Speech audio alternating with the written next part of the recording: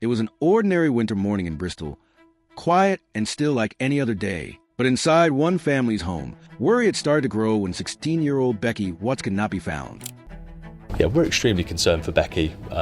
She's been missing now for almost 6 days, away from the home address. She's not been in contact. Police said they were extremely concerned for her safety, words that made her loved ones realize something was seriously wrong. Within hours, her face was on posters, and a whole community began searching for the missing teenager. In February 2015, a 16-year-old girl vanished from her Bristol home. Her friends and family launched a desperate appeal. Becky was 16, quiet and a little shy, but she had a kind heart that drew people to her. Becky was just 16. She was shy, caring, and adored by her family. Her early years had been difficult. Following her parents splitting up, her childhood had not been easy. When her parents separated, she spent a short time in care before finding a home again with her father, Darren, and his new partner, Angia. They became her safe place, or at least that was how it seemed at first. With her mum, Tanya. However, she was then placed in local authority care for a short while due to neglect. But soon both her and her brother Dan moved to live with their father, Darren. On the morning of February 19th, everything appeared normal. Becky stayed home while her father and stepmother went out. On February 19th, it seemed like an ordinary day. But by the next morning, Becky's bedroom was empty. When Becky didn't respond to messages. But when they returned, her room was empty, her bed untouched, her phone and laptop left behind. Hours passed with no word, and the growing silence filled the house with dread. That night, fear took over and the family called police. It's 5 days since Becky left her home in the St George area of Bristol with just her laptop and a phone. Police say nobody has heard from her since then. Police officers treated it like a regular missing person case at first. They searched the nearby parks, streets, and woodland. Neighbors hung posters and joined the effort to bring Becky home. To Becky's home, but say there have been no significant finds or breakthroughs. 5 days on, detectives and the schoolgirl's family are mystified by her sudden disappearance. But as the days stretched on, investigators noticed something deeply troubling. Becky's phone stayed off. Her social media was silent. None of her friends had heard from her. That kind of quiet was not normal for a teenage girl, and it made detectives fear the worst. Yeah, we're extremely concerned for Becky. She's been missing now for almost 6 days, away from the home address. She's not been in contact with any of her family and friends. She's not told anyone where she intended to go. So yeah, we're extremely concerned. And obviously as time goes by, that concern is only increasing. Investigators soon realized the last people to have seen Becky alive were her stepbrother, Nathan Matthews, and his girlfriend, Shauna Hoare. Detectives then interviewed everyone close to Becky. No one saw her go, but no. Just heard the door go, and the assumption that Becky had left the house. It soon emerged the last people to have seen Becky was her stepbrother Nathan and his girlfriend Shauna. Police asked them to come in to talk. They told police that Becky had left the house after what they called a small disagreement. Their story seemed neat, rehearsed almost, but detectives wanted to hear them again, just to be sure. I think we got there about 11ish. The door was locked, so obviously we used a key from underneath the recycling bin. Got in. When police sat down with them for formal interviews, their behavior did not match the situation. Shauna laughed nervously, as if she did not grasp the seriousness of what was happening, while Nathan stayed cold and emotionless. To talk. I think we got there about 11ish. The door was locked, so obviously we used a key from underneath the recycling bin. Got in.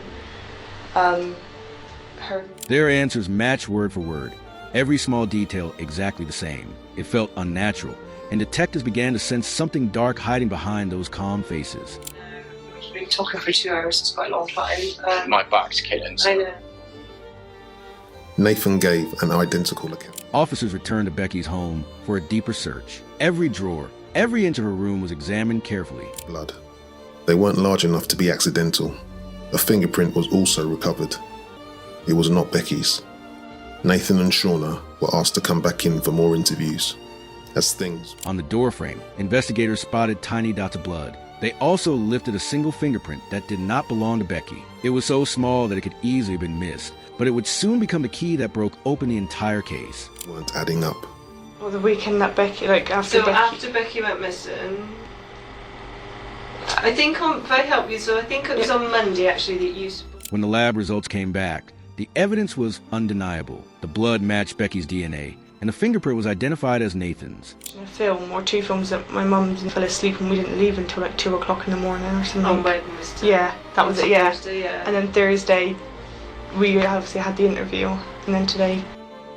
Tests eventually came back from forensics. The fingerprint found in the blood on the frame of Becky's door was Nathan's. From that moment, the investigation changed direction. It was no longer about finding a missing teenager. It was about finding out who had killed her. Detectives knew that what they were dealing with was far more horrifying than anyone had imagined. On February the 28th, Nathan Matthews and Shauna Hall were arrested on suspicion of kidnapping Becky. The community was stunned. Could her stepbrother really be involved? When police finally arrested Nathan and Shauna on the 28th of February, the community could hardly believe it. On February the 28th, Nathan Matthews and Shauna Hall were arrested on suspicion of kidnapping Becky. The community was stunned. Could her stepbrother really be involved? People who knew the family were in shock. No one could understand how someone from inside the same home could be connected to Becky's disappearance. The streets were filled with fear and sadness, and whispers turned into disbelief as the truth started to sink in. Warning signs were there. Nathan and Becky did not get on. Nathan was 10 years older than Becky and had never liked the fact his mother and Becky's father Darren were together. He and Darren had a difficult relationship. Although Becky's brother Dan got on. During the search of Nathan and Shauna's home, detectives found a disturbing scene. Every room was in chaos, filled with piles of clutter and mess. As the news broke, detectives searched Nathan and Shauna's home, and what they found painted a disturbing picture. The house was extremely untidy and cluttered. Every room was a mess. However, the bathtub stood out. Yet, one thing stood out immediately. The bathtub was spotless. It looked like it had been scrubbed again and again until every trace of dirt was gone. At that moment, it seemed strange, but later it would become one of the most horrifying pieces of the puzzle. It was spotless. It had obviously been cleaned repeatedly. Detectives wondered why. Among all the items police collected, they found a few receipts that caught their attention. 2 receipts for the home DIY store B&Q were found, and on them, evidence of a purchase that sent chills down detective spines. It showed that on the Friday Becky had gone missing, an electric circular saw, gloves, goggles, and a mask had been bought. CCTV from the store showed it was Nathan who made the purchase. The papers showed that Nathan had visited a local hardware store called B&Q on the day Becky went missing. He bought an electric circular saw, gloves, goggles, and a mask. When detectives checked the CCTV footage, there he was, calmly paying for the tools that would soon expose what he had done. Becky had gone missing. An electric circular saw, gloves, goggles, and a mask had been bought. CCTV from the store showed it was Nathan who made the purchase. After hours of questioning, Nathan finally spoke. His words left the entire room silent. I, Nathan Charles Matthews, accept I'm responsible for the death of Rebecca Watts. On the 19th of February 2015, I attended Crown Hill, St. George, Bristol. He admitted that he went to Becky's home with the idea of frightening her.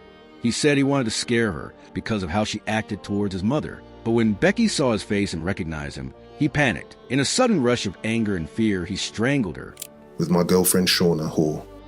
In my care, I had a large bag, a stun device, handcuffs, tape, and mask. I had developed an idea to scare Rebecca by kidnapping her. I wanted to scare her and teach her a lesson. Nathan's confession did not stop there. He went on to describe something far worse. Police were stunned.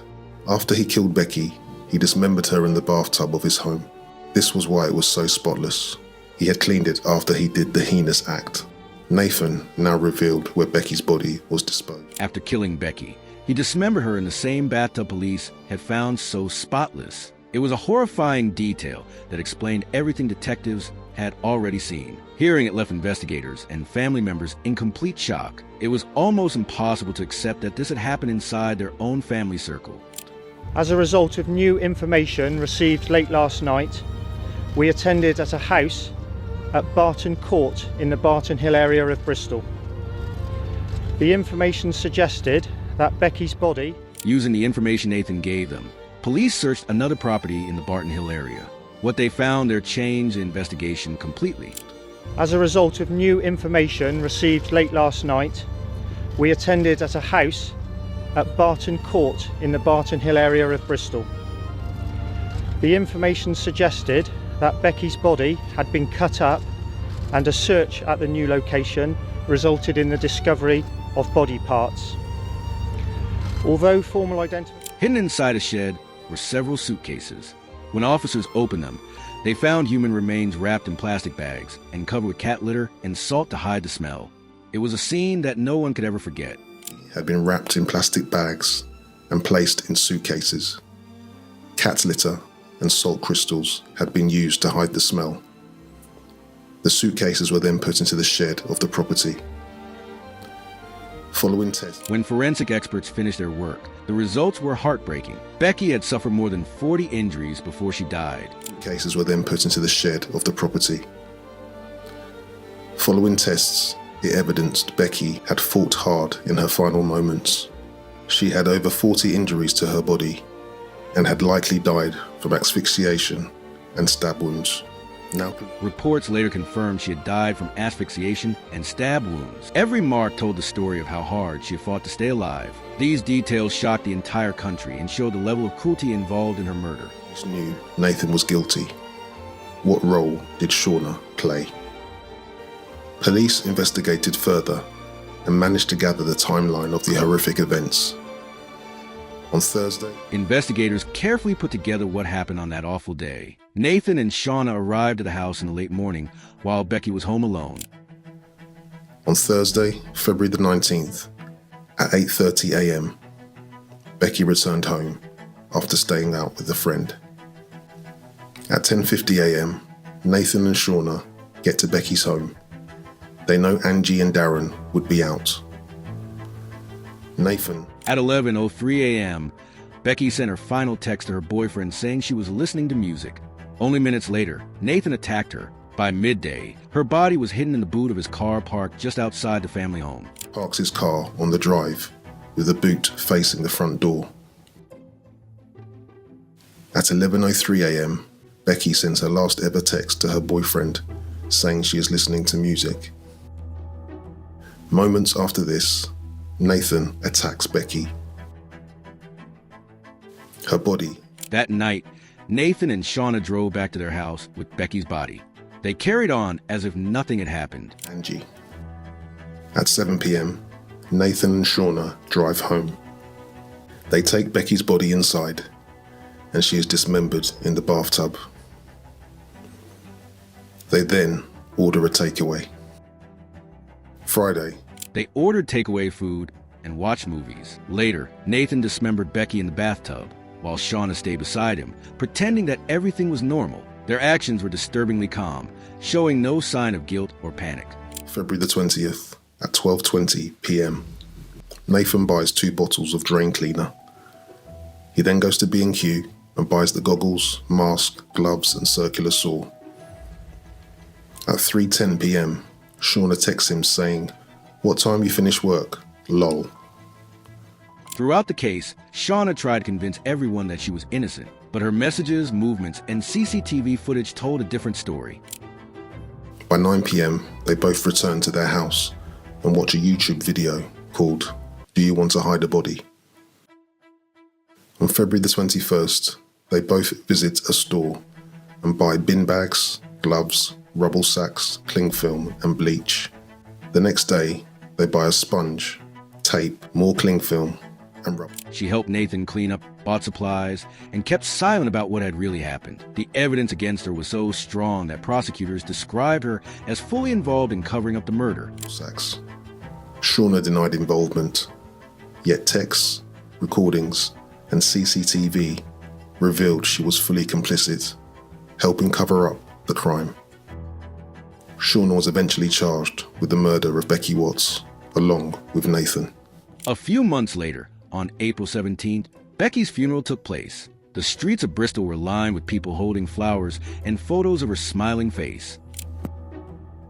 Becky's funeral was held on the 17th of April at St. Ambrose Church. Hundreds of people paid respects as her coffin was transported with a horse-drawn carriage. On October the 6th, 2015, the trial. Her white coffin was carried to the city by a horse-drawn carriage. It was a heartbreaking sight that showed how deeply her loss was felt. Of Nathan Matthews and Shauna Hall began at Bristol. In October 2015, the court finally heard every terrible detail of the case. The evidence showed how planned and cold the crime really was. Court. The trial was horrific, as the details were laid bare. Shauna claimed she was innocent throughout, but the evidence was damning. Eventually, the jury reached a verdict. Shauna Hall was found guilty of the kidnap and manslaughter of Becky Watts. Nathan Matthews was found guilty of the kidnap and murder of Becky Watts. Nathan was sentenced to life in prison. Nathan was found guilty of murder and sentenced to life in prison with a minimum term of 33 years. Shauna was convicted of manslaughter and perverting the course of justice. She received a 17-year sentence. The verdicts gave the family some justice, but no peace. Minimum of 33 years. Shauna received 17 years for manslaughter and perverting the court of justice. Becky was only 16. Her future, her dreams, and her laughter were all taken away by people who should have protected her. Becky Watts was just 16. A daughter, a friend, a young woman with her whole future ahead of her. Her life was taken by the very people who should have been protecting her. Cases like Becky's remind us that evil doesn't always come from strangers in the shadows. Sometimes it comes from those we think we... Her story reminds us that evil can exist where we least expect it. We have to remember Becky not as just another case, but as a young girl who deserved so much better. Best. Becky's story is one we must never forget, because behind every headline is a family still living with the pain of what was stolen from them.